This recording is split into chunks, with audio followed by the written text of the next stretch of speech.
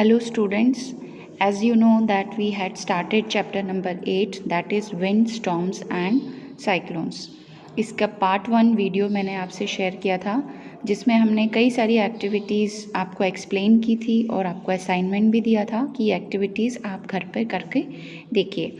इन activities से हमने ये प्रूव किया था दैट एयर एक्सर्ट्स प्रेशर। ये कुछ एक्टिविटीज़ के पिक्चर्स हैं, आप देखिए ये वाली एक्टिविटीज़ आपको घर पे करने के लिए दी गई थी। इसके बाद हमने ये भी देखा था कि जो हाई प्रेशर होता है, मतलब जब विंड स्पीड जो है वो बढ़ जाती है, that is accompanied by a reduced air pressure. इसके अलावा हमने ये भी देखा था कि एयर जो है वो हीटिंग पर एक्सपांड होती है। उसके लिए हमने ये वाली एक्टिविटी की थी, आपको याद हो तो, जिसमें हमने देखा था कि जो वार्म एयर है वो ऊपर की तरफ उठती है, जो कोल्ड एयर है वो नीचे की तरफ आती है। Warm air is lighter than the cold air. यहाँ तक हमने पार्ट 1 में देखा था बच्चों। And today will discuss how wind currents are generated due to uneven heating on the earth. Now what is uneven heating? Uneven heating का मतलब होता है कि कहीं पर ज़्यादा गर्म हो गया है और कहीं पर कम गर्म हो गया है। इसमें थोड़ा सा ज्योग्राफी का पोर्शन भी है। क्या सिचुएशन बनती है? देखिए, अनइवन हीटिंग होती है इक्वेटर एंड पोल्स पर। इक्वेटर और पोल्स आपको पता है कि equator gets the maximum heat from the sun. तो यहाँ पर जो एयर होती है वो ज़्यादा गर्म हो जाती है। जब वो एयर गर्म हो जाती है तो वो ऊपर की तरफ उठती है और उसका प्लेस लेने के लिए फिर आसपास की जो विंड्स हैं वो ब्लो करती हैं। तो इस तरह से जो विंड है वो ब्लो करती है from the north and south towards the equator. तो ये विंड का डायरेक्शन होता है, ठीक है।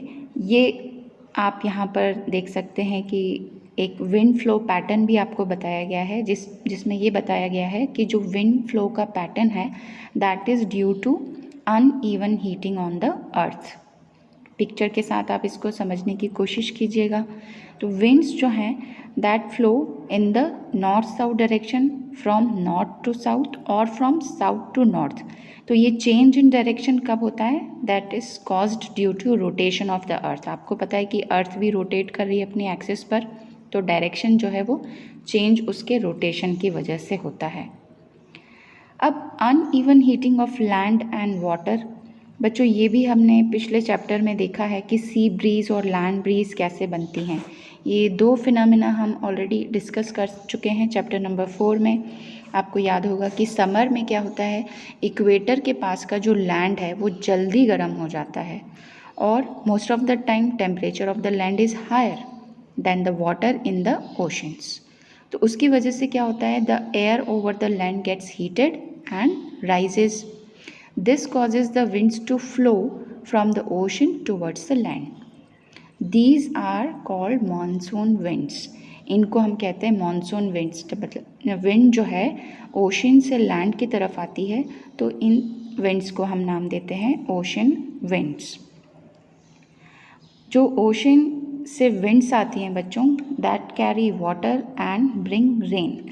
It is a part of the water cycle. ये बहुत इंपॉर्टेंट चीज़ यहाँ पर बताई गई है, जो आपको मॉनसून विंड्स के बारे में बताया, जो ओशन से आती हैं, रेन लेकर के आती हैं और ये वाटर साइकिल का एक पार्ट है। अब मॉनसून जो है बच्चों, मॉनसून विंड से वाटर आया, रेन हुई, और आपको पता है कि जो रेन है वो हमारे इंडिया में स्पेशली हैप्पीनेस लेकर के आता है, because farmers in our country depend mainly on rains for their harvest. और इसीलिए बहुत सारे फोक सॉन्ग्स हैं जो कि क्लाउड्स और रेन से रिलेटेड हैं। तो आपको भी यदि इस तरह का कोई सॉन्ग आता है तो आप उसको एंजॉय कर सकते हैं। आपके लिए एक सॉन्ग यहाँ पर दे रखा है, ये देखिए, this is the song roaring clouds across the sky. ये एक सॉन्ग है जो कि रेन से रिलेटेड है। You can enjoy singing this song. Now will see children कि कैसे थंडर स्टॉर्म्स एंड साइक्लोन्स बनते हैं। ये दो सिचुएशन कैसे बनती हैं, ये डिज़ास्टर्स हैं जो कि एक थ्रेट पोज करते हैं ह्यूमन बींग्स के लिए, एनिमल्स के लिए, प्लांट लाइफ के लिए। तो रेन जो है वो कभी कभी प्रॉब्लम्स भी क्रिएट करती है in the form of thunder storms and cyclones. So will see कि थंडर स्टॉर्म्स और साइक्लोन कैसे बनते हैं और वो क्यों इतना डिस्ट्रक्टिव होते हैं। उसके लिए देखिए, थंडर स्टॉर्म्स कहाँ डेवलप होते हैं, सबसे पहले तो हम ये देखने वाले हैं। Thunder storms develop in hot humid tropical areas like India very frequently. जो इंडिया है हमारा कंट्री, वो हॉट है, ह्यूमिड है और ट्रॉपिकल एरियाज़ यहाँ पर ज़्यादा हैं, तो यहाँ पर ज़्यादातर थंडर स्टॉर्म की सिचुएशन बन सकती है। होता क्या है कि जो राइजिंग टेम्परेचर्स होते हैं वो एक strong upward rising winds produce करते हैं। इन विंड्स में वाटर ड्रॉपलेट्स होती हैं जो कि ऊपर की तरफ जाती हैं। जब ये वाटर ड्रॉपलेट्स ऊपर की तरफ जाती हैं तो वो वहाँ पर फ्रीज़ हो जाती हैं और फिर से वापस वो नीचे की तरफ फॉल होती हैं।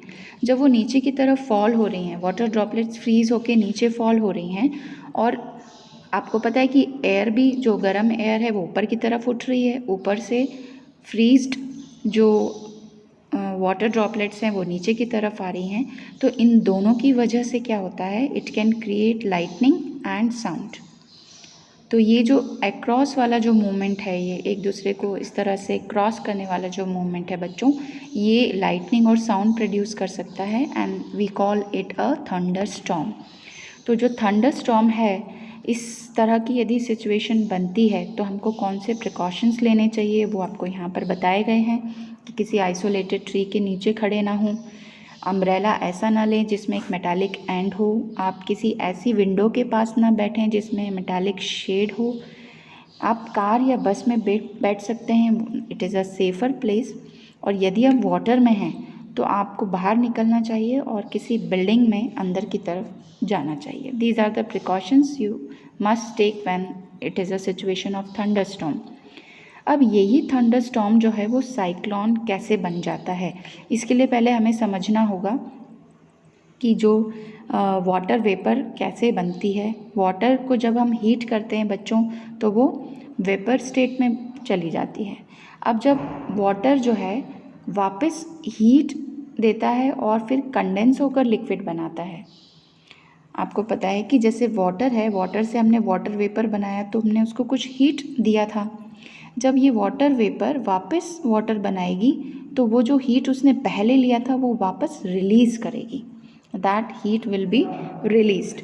अब ये हीट रिलीज़ जो होगी उसकी वजह से, उस हीट रिलीज़ होने की वजह से साइक्लोन वाली सिचुएशन बनती है। साइक्लोन का एक स्ट्रक्चर ऑफ साइक्लोन यहाँ ब्लू बॉक्स में आपको समझाया गया है। उसके पहले हम देखते हैं कि साइक्लोन कैसे बनता है। Before cloud formation, water takes up heat from the atmosphere to change into vapour. जब क्लाउड फॉर्मेशन होते हैं उसके पहले क्या होता है कि जो वाटर है वो हीट लेता है एटमॉस्फेयर से और वेपर में चेंज हो जाता है, और फिर वो वाटर वेपर जो है फिर से लिक्विड बनाती है in the form of rain drops, और इस हीट को वो रिलीज़ करती है। जो हीट रिलीज़ होती है एटमॉस्फेयर में, उससे आसपास की एयर गर्म हो जाती है। जब एयर गर्म हो जाती है, आपको पता है कि वार्म एयर लाइट होती है तो वो ऊपर की तरफ राइज़ होने लगती है। जब वो ऊपर की तरफ राइज़ होने लगती है तो एक प्रेशर रिड्यूस हो जाता है। तो जब एक रिड्यूस प्रेशर का रीजन बन गया तो आसपास की जो एयर है वो रश टू द सेंटर करती है, मतलब वो सेंटर की तरफ दौड़ कर आती है, और उससे क्या होता है, स्टॉर्म वाली सिचुएशन बनती है। जब ये साइकिल रिपीट होता रहता है, इस तरह का जो चेन ऑफ इवेंट्स चलता रहता है, तो एक लो प्रेशर सिस्टम बन जाता है बच्चों, with very high speed winds revolving around it. मतलब बीच में लो प्रेशर का रीजन है और आसपास बहुत तेज़ हवाएं चल रही हैं। इस तरह का जो वेदर कंडीशन होता है उसको हम कहते हैं साइक्लोन। और साइक्लोन जो है वो बहुत सारे फैक्टर्स पे डिपेंड करता है, जैसे wind speed, wind direction, temperature, humidity, ये सब जो है कंट्रीब्यूट करते हैं साइक्लोन के डेवलपमेंट में। अब बच्चों यहाँ पर एक स्ट्रक्चर को भी थोड़ा बहुत समझाया गया है ब्लू कलर के बॉक्स में। यहाँ बताया गया है कि साइक्लोन में सेंटर में एक काम एरिया होता है, मतलब जहाँ पर बिल्कुल पीस होता है, शांति होती है। इस पर्टिकुलर एरिया को, सेंटर को हम कहते हैं आई ऑफ द स्टॉर्म। तो साइक्लोन्स के बीच में होता है। इसके आसपास जो है आपको बहुत रोटेटिंग मास ऑफ एयर मिलता है जिसमें कि 10 to 15 किलोमीटर्स हाई जो है वो स्पीड हो सकती है इसकी। डायमीटर ऑफ आई होता है 10 to 30 kilometres. It is a region free of clouds. जो हम जिस स्ट्रक्चर ऑफ साइक्लोन में जिस आई की बात कर रहे हैं, उस आई में क्लाउड्स भी नहीं होते हैं और विंड भी बहुत लाइट होती है।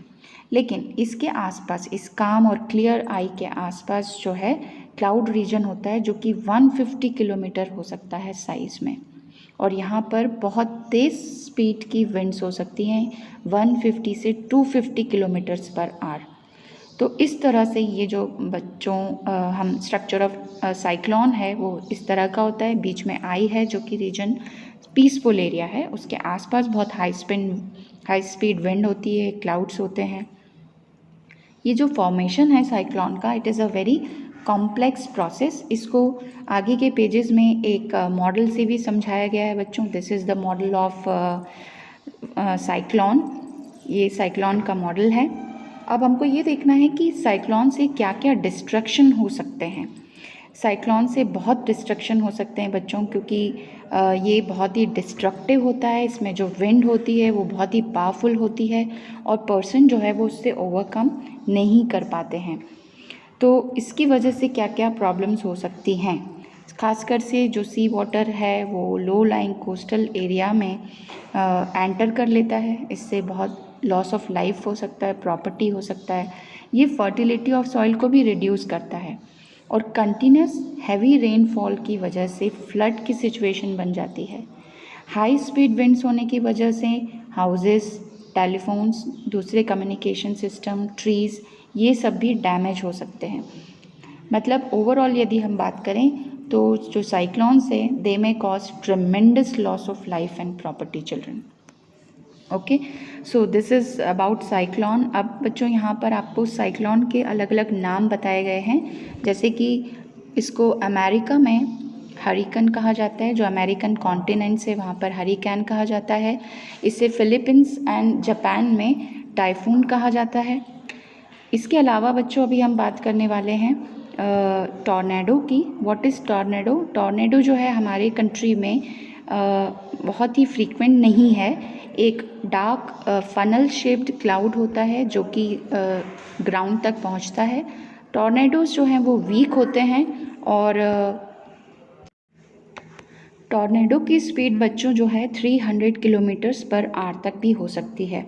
और टॉर्नेडो में फॉर्म विद इन साइक्लोन्स के बीच में भी बन सकते हैं। ये बहुत ही वल्नरेबल होते हैं कोस्ट लाइन एरियाज़ में, पर्टिकुलरली ईस्ट कोस्ट। जो हमारा वेस्ट कोस्ट है वो लेस वल्नरेबल है साइक्लोनिक स्टॉर्म्स के in terms of intensity as well as frequency. यहाँ पर इंटेंसिटी भी कम होती है और फ्रिक्वेंसी भी कम होती है। किस तरह से हम जो है टाइफून वगैरह से बच सकते हैं, क्या एक तरीका है टॉर्नेडो से बचने के लिए? यहाँ पर पॉस्चर बताया गया है बच्चों। ये पॉस्चर आप देखिए, प्रोटेक्टिंग फ्रॉम अ टॉर्नेडो। इसमें हम क्या कर सकते हैं कि ऐसी जगह चले जाएं जिसमें कोई विंडोज़ नहीं हो और विंडोज़ बंद हों। ऐसी जगह शेल्टर ले लें। हम टेबल के नीचे शेल्टर ले सकते हैं, वर्क बेंच के नीचे ले सकते हैं। और हम इस तरह से पॉस्चर बना सकते हैं जिसमें कि हम बो डाउन हो जाएं नीज़ से और हेड को प्रोटेक्ट कर लें अपनी आर्म से। इस तरह का आप पॉस्चर बना सकते हैं जब आपको अपने आप को टॉर्नेडो से प्रोटेक्ट करना हो। और इसके अलावा हम कुछ इफ़ेक्टिव मेजर्स देखने वाले हैं बच्चों। What are effective safety measures? Actually जो साइक्लोन है वो उसका फोरकास्ट होता है एक वार्निंग सर्विस से, और ये वार्निंग्स दी जा सकती हैं। आपको पता है कि किस तरह से वार्निंग वेदर फोरकास्ट भी होता है उसमें दी जाती है। इसके अलावा आप यहाँ पर एक एनीमोमीटर देख रहे हैं। What is anemometer? एनीमोमीटर बच्चों एक ऐसा इंस्ट्रूमेंट है जो विंड स्पीड को मेजर करता है। तो ये विंड स्पीड को मेजर करके आपको बता सकता है कि इस तरह की सिचुएशन बनेगी या नहीं। एक्चुअली विंड स्पीड जो है वो ही एक इम्पॉर्टेंट रोल प्ले करती है स्टॉर्म्स बनाने में। इसलिए यदि हम विंड स्पीड को मॉनिटर करते रहें तो हम खतरे से बच सकते हैं। इसके अलावा जो गवर्नमेंट एजेंसीज़ होती हैं वो भी फिशरमैन, शिप्स और इन सबको सावधान करती रहती हैं।